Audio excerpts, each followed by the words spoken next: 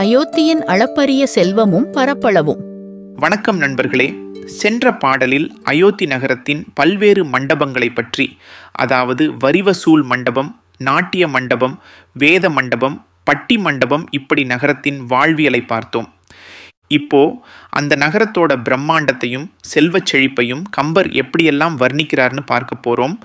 இரவியின் சுடர் மணி இமைக்கும் தோரணம் தெருவினின் சிறியன, திசைகள் சேன் விளங்கு அருவியின் பெரியன, ஆனைத்தானங்கள் பறவையின் பெரியன, புரவி பந்தியே. வாங்க பாட்டுக்குள் போகலாம். இரவியின் சுடர் மணி இமைக்கும் தோரணம். அடடா, அயோத்தி நகரத்துக்குள்ள நுழையிற வாசல்கள், அந்த தோரணங்கள் எப்படி இருக்காம் தெரியுமா? இரவியின் சுடர் மணி இமைக்கும். ரவின்னா சூரியன். சூரியனுடைய ஒளிக்கற்றை மாதிரி தகன்னு ஒளிர்தாம். அங்கே இருக்கிற தோரணங்களில் பதிச்சிருக்கிற விலையுயர்ந்த கற்கள், மணிகள். நினச்சி பாருங்க, நகரத்துக்குள்ள நுழையும் போதே கண்ணை பறிக்கிற மாதிரி ஒரு பிரம்மாண்டமான வரவேற்பு. இது சும்மா இல்லை, அந்த நாட்டோட செல்வச் செழிப்பை வாசலிலேயே காட்டுறார் கம்பர். தெருவினின் சிறியன, திசைகள். அடுத்து அந்த நகரத்தோட தெருக்கள். தெருவினின் சிறியன திசைகள், இதுதான் உயர்வு நவிற்சி அணி. தெருக்கள் அவ்வளவு அகலமாம், அவ்வளவு நீளமாம்.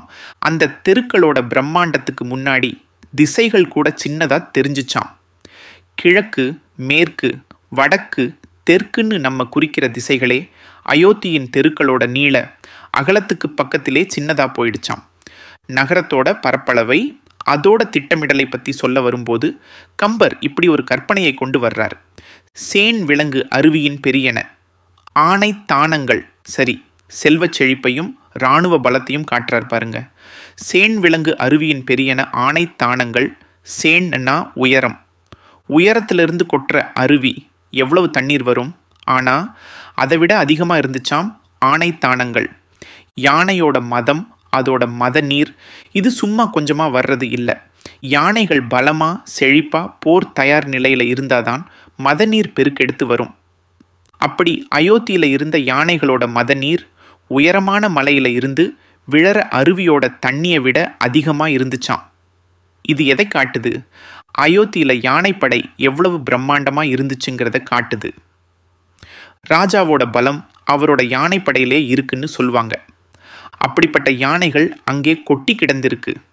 பறவையின் பெரியன.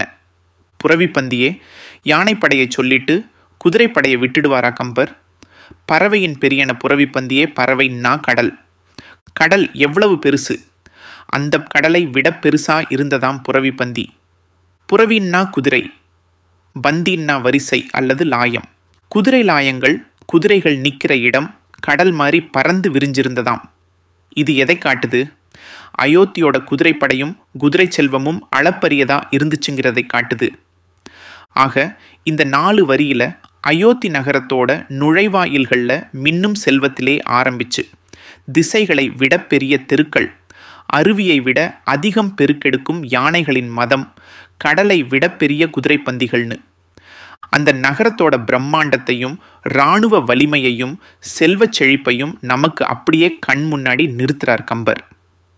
இந்த மாதிரி வர்ணிக்கிறது தான் கம்பருடைய தனிச்சிறப்பு. இந்த மாதிரி ஒரு நகரத்தில் தான் சக்கரவர்த்தி தசரதன் ஆட்சி செஞ்சார். இது போன்ற வர்ணனைகள் பின்னால் வரப்போகிற இராமாயண கதையோட பிரம்மாண்டத்துக்கு ஒரு வலுவான அஸ்திவாரத்தை போடுது. கம்பருடைய சொல்லாட்சிக்கும் கற்பனை வளத்துக்கும் வேற என்ன சாட்சி வேணும்?